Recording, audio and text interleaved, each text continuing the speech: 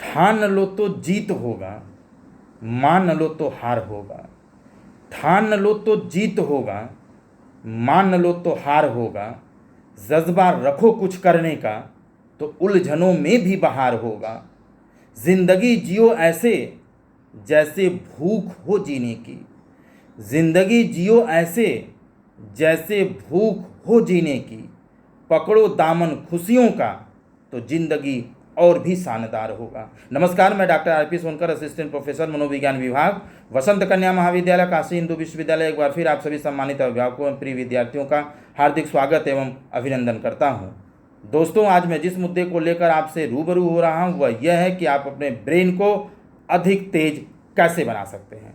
जैसा आप जानते हैं कि हमारा ब्रेन करोड़ों न्यूरॉन्स से मिलकर के बना होता है और लगभग 1.5 किलो का हमारा यह ब्रेन हमारे शरीर के पूरे वेट का मात्र 2% होता है। हमारा ब्रेन 70 से 75% वाटर से बना होता है।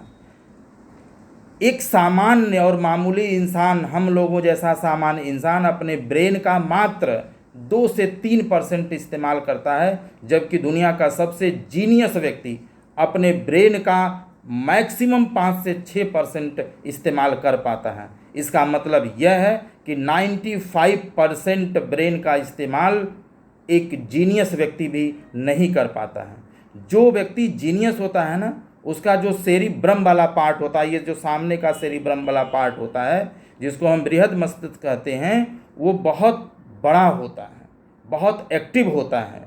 ठीक है, जिसके वजह से उस व्यक्ति की जो कॉग्निटिव एबिलिटी होती है, चाहे वो प्रॉब्लम सॉल्विंग हो, चाहे वो डिसीजन मेकिंग हो, चाहे क्रिएटिविटी हो, चाहे हायर थिंकिंग हो, रीजनिंग हो, प्रॉब्लम सॉल्विंग हो, इस तरह की कॉग्निटिव एबिलिटी की जो क्षमता होती है ऐसे व्यक्ति में बहुत ज़्यादा होती है। ठीक है, मैं ये नहीं कह रहा हूँ कि मेरी सारी बातें जो मैं आप बात करने वाला हूँ वो सभी पर एक बराबर लागू हो सकता है, लेकिन ज़्यादातर यह सच्चाई होती है।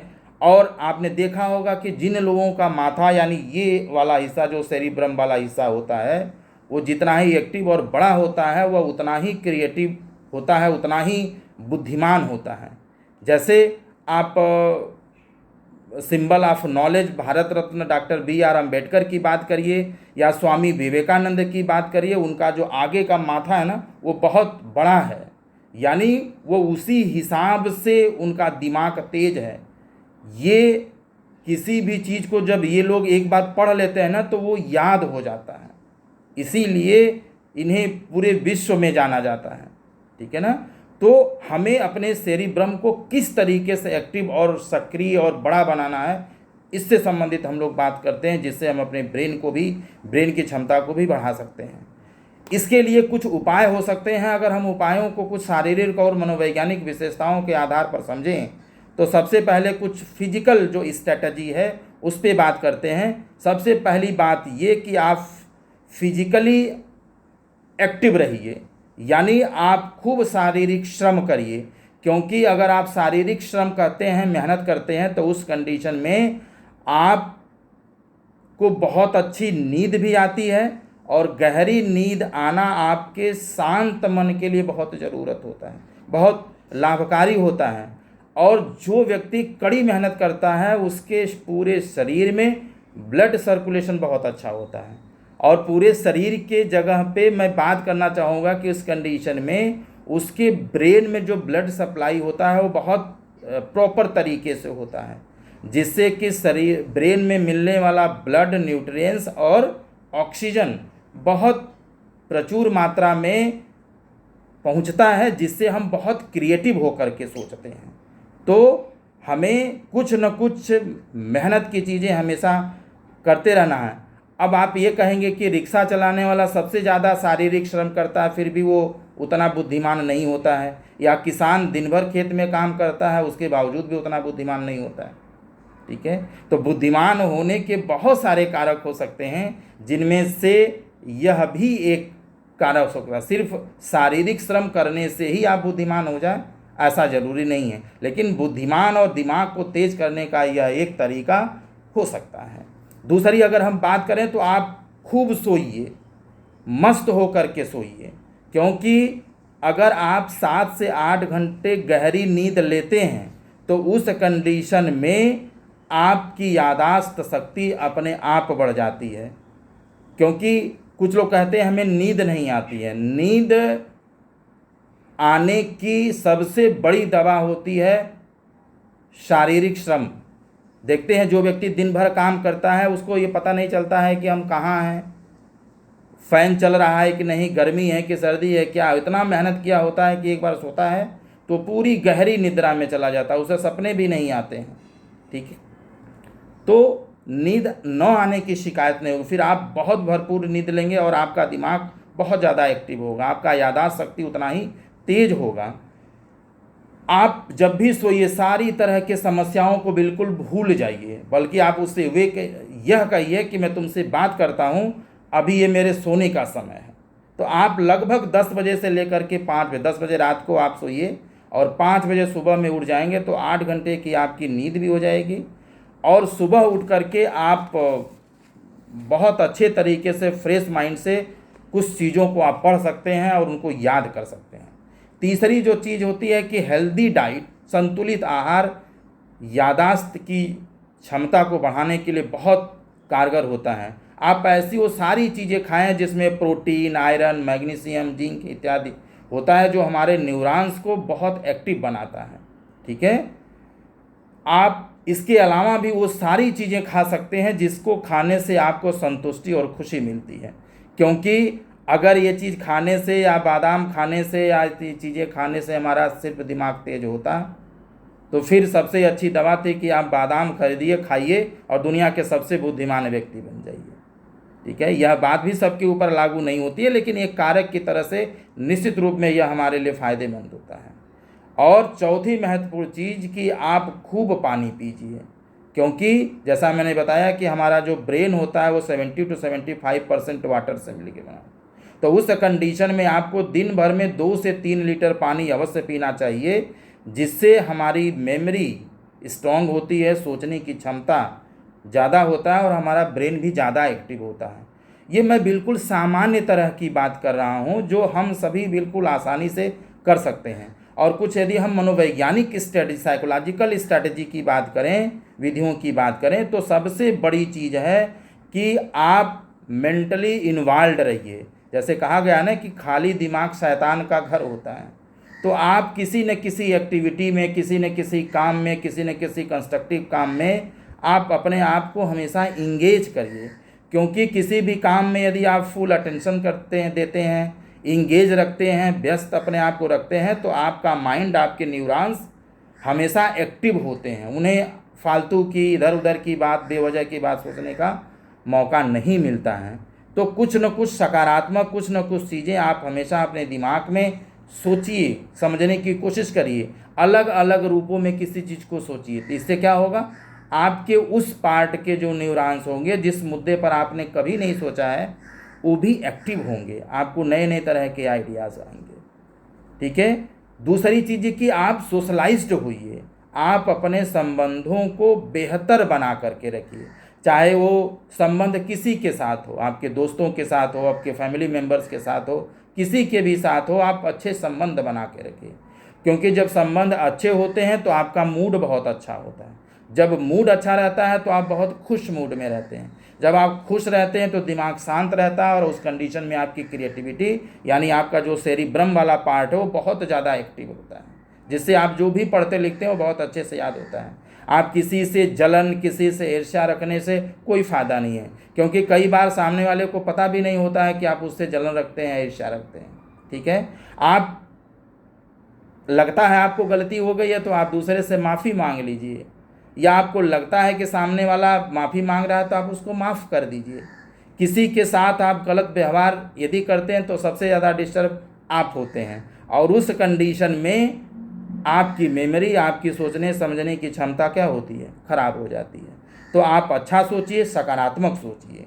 ठीक है, योगा एंड मेडिटेशन को आप अपनी रूटीन में शामिल करिए, क्योंकि जो रेगुलर योगा एंड मेडिटेशन करता है उसका दिमाग अन्य लोगों की तुलना में ज़्यादा एक्टिव होता है। ऐसा माना जाता है कि 10 से 15 मिनट का जो मेडिटेशन होता है वह आपके 2 से 3 घंटे के नींद के बराबर रिलैक्सेशन देता है। तो यह आपके लिए बहुत ही फ़ायदेमंद होता है, जिससे आपका दिमाग शांत और क्रिएटिव होता है। इससे आपके अंदर अच्छे और पॉजिटिव आइडियाज़ आते हैं, जो प्रॉब्लम सॉल्विंग बिहेवियर से वो आता है, डिसीजन मेकिंग, थिंकिंग, रीजनिंग की एबिलिटी भी आपके अंदर बढ़ती है। तो नियमित रूप से आप इसे अपने जीवन का, अपने रूटीन का हिस्सा बनाइए। माइंडफुलनेस की ज़रूरत हमारे जीवन में है, क्योंकि हम जहाँ जाएं हमें हमेशा दूसरे को अप्रिसिएट करना चाहिए, दूसरे की खुशियों में शामिल होना चाहिए, दूसरे की तारीफ़ करना चाहिए। गलती तो कोई भी निकाल सकता है। दुनिया का सबसे आप खुशनुमा इंसान बनने की कोशिश कीजिए। आप अपने आसपास के माहौल को बहुत अच्छा बनाने की कोशिश कीजिए। लोग आपसे मिलना चाहें, आप ऐसा व्यक्तित्व बना करके रखिए, आपसे मिलने वाला बिल्कुल खुश हो जाए, उसको ऐसा लगे कि मैंने इतना बढ़िया इंसान दुनिया में कभी नहीं देखा। वो आप सब कुछ कीजिए जिसको करने से आपको खुशियाँ मिलती हों, क्योंकि ये खुशियाँ ही हमारे मन, हमारे दिमाग को एक्टिव बनाती हैं। अगर हम आगे बात करें तो प्रैक्टिस रेगुलरली, आप जिस भी चीज़ को पढ़ते हैं उसको प्रैक्टिस करिए, क्योंकि प्रैक्टिस से कई बार चीज़ें हमें लाइफ टाइम के लिए याद हो जाती हैं। क्योंकि ये स्वाभाविक प्रक्रिया है कि जो चीज़ें आज हम पढ़ते हैं वो समय के साथ भूलने लगता है। जैसे मनोविज्ञान में हम लोग इबिंगहास कर्व पढ़ाते हैं, जिसमें इबिंगहास ने बताया था कि जब हम कोई चीज़ याद करते हैं तो टाइम के साथ साथ उसका भूलना एक स्वाभाविक प्रोसेस होता है। जैसे अगर हम कोई चीज़ याद करते हैं, अगर पूर्ण रूप से हम याद कर लिए 100% वो चीज़ याद हो गया, तो आप देखेंगे कि एक दिन के बाद मात्र 33% चीज़ें याद रहती हैं, बाकी चीज़ें क्या होती हैं, फॉरगेट हो जाती है, भूल जाती हैं। यानी एक दिन में आप 67% चीज़ों को भूल जाते हैं। ठीक है, आप 6 दिनों में 25% चीज़ों को याद रखते हैं और 75% चीज़ों को भूल जाते हैं। वहीं अगर आप एक महीने में देखेंगे तो मात्र 21% चीज़ें याद रहती हैं और लगभग 80% चीज़ें आप भूल जाते हैं। इसका मतलब क्या है, हम जितनी भी चीज़ों को पढ़ते हैं, अगर हफ्ते भर में कोई एक दिन रख लीजिए, आप संडे ही रख लीजिए, जितनी चीज़ें आपने हफ्ते भर में पढ़ाई की हैं, आप अगर हफ्ते में एक दिन रिवीजन के लिए रखते हैं तो आपकी एक हफ्ते में भूली हुई जो 75% चीज़ें हैं वो फिर से क्या हो जाती हैं, कम मेहनत करके पूरी चीज़ें आप याद कर लेते हैं। और धीरे धीरे ऐसा करते करते वो LTM यानी लॉन्ग टर्म मेमोरी में चला जाता है, फिर वो सबकॉन्शियस माइंड में रहता है और आप जब चाहते हैं उसका उपयोग कर लेते हैं, वो याद आ जाती हैं। ठीक है, एक चीज़ आप और समझ लीजिए कि एक मिलर का एक्सपेरिमेंट था जिसमें उन्होंने बताया था कि हमारे मेमोरी की एक कैपेसिटी होती है, क्षमता होती है। हम जीवन भर की सारी चीज़ों को इकट्ठा नहीं कर सकते, याद नहीं कर सकते। उन्होंने 7+-2 का कंसेप्ट दिया था, यानी हम अपने मेमोरी में 5 से लेकर के 9 तरह की सूचना एक साथ याद कर सकते हैं, जिसको STM का नाम इन्होंने शॉर्ट टर्म मेमोरी की बात कही थी। यानी 7+-2 मतलब 5 से लेकर के 9 तरह की सूचनाओं को एक साथ याद कर सकते हैं। इससे ज़्यादा हम एक बार एक साथ याद नहीं कर सकते हैं। ठीक है, तो इस कंडीशन में क्या होगा, जैसे मान लीजिए कि अगर आप दुकान पे सामान लेने जा रहे हैं और आप घर वाले ने, मम्मी ने कहा या किसी ने कहा कि ये सामान है, आप याद करके आओ, तो आपको 8-9 सामान का नाम बता दिया गया और रास्ते में आप जाने लगे और पता चला कि कोई और कह दिया कि मेरा भी ज़रा 2 सामान आप लेते आइएगा, तो क्या होता है उस कंडीशन में, बाद में बताई गई 2 बातें याद होती है और उसके जगह पे जो पुरानी बातें थे उसमें से 2 कहीं ना कहीं 2 या 2 से अधिक सूचनाएं क्या होती हैं, वो मिस हो जाती हैं, भूल जाती हैं। या ऐसा ही आप एग्ज़ाम में देखे होंगे, घर से जब आप पढ़ के जाते हैं तो सारी चीज़ें याद रहती हैं, जैसे ही एग्जामिनेशन सेंटर के बाहर, हॉल के बाहर आप बैठ करके पढ़ना शुरू करते हैं तो बाद में पढ़ी हुई चीज़ें आंशिक रूप से याद भले हो जाती हैं, लेकिन पहले की चीज़ें क्या होती हैं, भूल जाती हैं, तो रिप्लेस होता है। आप इससे ज़्यादा एक साथ याद नहीं कर सकते। ठीक है, जैसे आप मोबाइल का ही उदाहरण ले लीजिए, मोबाइल में जैसे कॉल जो हिस्ट्री होती है उसमें मान लीजिए 30 की कैपेसिटी है, जैसे ही 31 कॉल आएगा वो नंबर 1 पे हो जाएगा और 31वें नंबर का जो कॉल हिस्ट्री रहेगी वो अपने आप क्या हो जाएगा, हट जाएगा। तो सेम वही प्रोसेस हमारे मेमोरी की होती है, यानी हमारे मेमोरी के भी याद करने की एक क्षमता होती है जिसके बाहर हम याद नहीं कर सकते। यानी आप भूलते हैं तो भूलना एक स्वाभाविक प्रक्रिया है और इसको लेकर के परेशान होने की ज़रूरत नहीं होती है। लेकिन दुर्भाग्य की बात ये होती है कि कभी कभी जो याद हमें रखना है वो भूल जाता है और फालतू बातें हमें याद रहती हैं। ठीक है, विजुलाइज्ड कंसेप्ट, आप कुछ भी पढ़िए, आप उसका दृश्य, वो चीज़ें आपके आंखों के सामने दिखाई देना चाहिए। जैसे मान लीजिए कि अगर आप 2 साल के बच्चे के कैरेक्टरिस्टिक्स के बारे में पढ़ रहे हैं और आपको विजुलाइज्ड नहीं हो रहा है कि 2 साल का बच्चा कितना बड़ा होगा, कैसा होगा, तो आप 2 साल के बच्चे को यदि विजुलाइज करें कि ये 2 साल का बच्चा है, ऐसे खेलता है, ऐसे दौड़ता है, ऐसे बोलता है, तो उसके बारे में यदि आप कोई चीज़ पढ़ेंगे तो पूरी चीज़ें बहुत अच्छी तरीके से याद हो जाएंगी। ठीक है, इसके साथ ही साथ एसोसिएशन के द्वारा आप चीज़ों को याद करने की कोशिश कीजिए। 2 या 2 से अधिक घटनाओं को आपस में मिला करके जब आप उसको समझ करके याद करेंगे तो वो चीज़ें कभी भी आपको नहीं भूलेंगी। एक चीज़, आपको बोलने, समझाने और अपनी चीज़ को बताने का हमेशा मौका ढूंढना चाहिए। जो चीज़ आप समझ लिए हैं, बहुत अच्छे से याद कर लिए हैं, उसको उस पर हमेशा आप चर्चा कीजिए। जैसे ही कोई फ्रेंड आता है आप उससे बात कीजिए, कोई स्टूडेंट मिलता है आप उसको समझाइए। तो बार बार वो चीज़ें पूछने से या किसी को समझाने से या बताने से क्या होती हैं, बार बार उसका रिवीजन होता है और वो चीज़ें फिर कभी नहीं भूलती हैं। ठीक है, और आपके अंदर सबसे बड़ी चीज़ है कि चीज़ों को सीखने की भूख होनी चाहिए। तो आप बहुत सारी चीज़ों को स्वाभाविक रूप से सीख सकते हैं।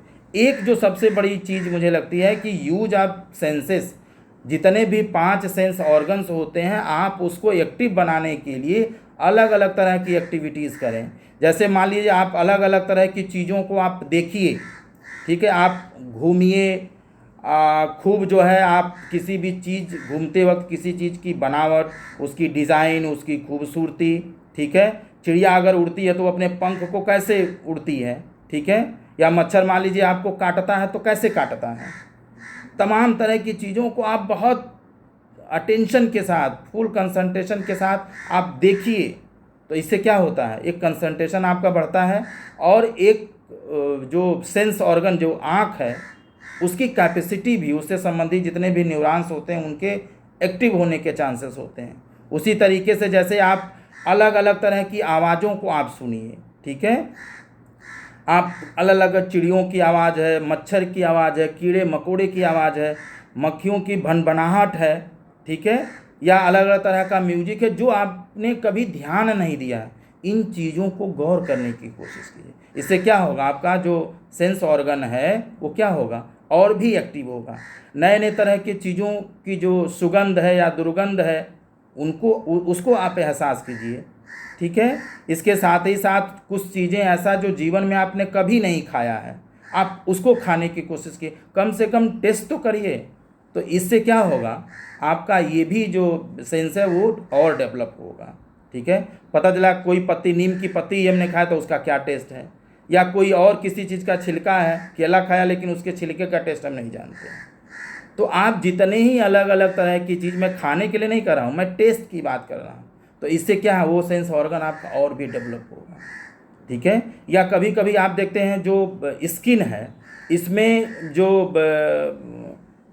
अलग अलग तरह का स्पर्श का क्या है, या जैसे एक कीड़ा अगर आपके चींटी रेंग रही है आपके शरीर के ऊपर, ठीक है, तो वो, या एक काकरोच आपके स्किन के ऊपर चढ़ गया, हाथ पे चढ़ गया, तो उस समय किस तरह की संवेदना होती है। ये तमाम तरह की चीज़ों का अनुभव करके भी अपने सेंस ऑर्गन्स को बहुत डेवलप कर सकते हैं। इससे हमारे न्यूरॉन्स डेवलप होते हैं और इससे मिला जुला करके हमारा ब्रेन और जो न्यूरॉन्स होते हैं वो बहुत एक्टिव होते हैं।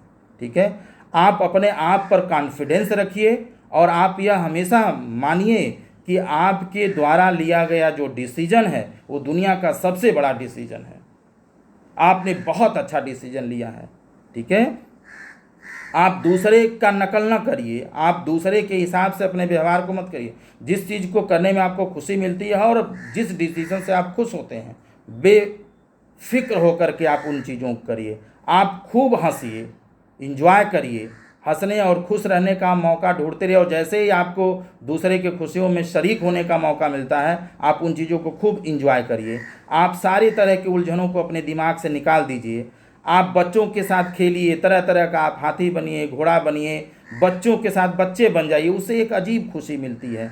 आप फ़ोन पर बात करिए, उस पर गपशप करिए, आप दोस्तों के साथ मिलिए, उनसे गपशप करिए, इससे आप रिलैक्स होते हैं। इससे तमाम तरह की उलझनें और स्ट्रेस क्या होता है, ख़त्म होता है, और फिर नई ऊर्जा के साथ आप नई चीज़ को याद कर सकते हैं, और ब्रेन भी एक नए सिरे से आपका एक्टिव होता है। और एक महत्वपूर्ण चीज़ ये कि आप जो क्रिएटिविटी, न्यू क्रिएटिविटी जो एक्टिविटी है आप उसको अपनी लाइफ में शामिल कीजिए। जैसे आप कुछ ऐसे कामों को करिए जिसको लाइफ में आपने कभी नहीं किया है। जैसे आप कोई फिक्स्ड रूटीन न करके आप कोई उससे हट करके काम कर सकते हैं। आप मोबाइल पर गेम खेल सकते हैं, आपने कभी चेस नहीं खेला आप उसको कर सकते हैं, आप पेंटिंग कर सकते हैं, बहुत अच्छे राइटिंग में आप कुछ लिखना चाहते हैं लिखिए, आप म्यूजिक कुछ इंटरेस्टिंग है आप उसमें काम कर सकते हैं, डांस करिए, मिट्टी के खिलौने बनाइए, तमाम तरह की नई चीज़ें जो आपने जीवन में नहीं किया है आप उसको कर सकते हैं। इस तरीके से आपका ब्रेन और भी एक्टिव होगा। मैंने कोशिश की है मैं कुछ चीज़ों के आपके साथ साझा करूं। फिर भी आपके कोई सवाल हैं तो आप कमेंट बॉक्स में लिख सकते हैं। आप सभी को अपना कीमती वक्त देने के लिए बहुत बहुत शुक्रिया।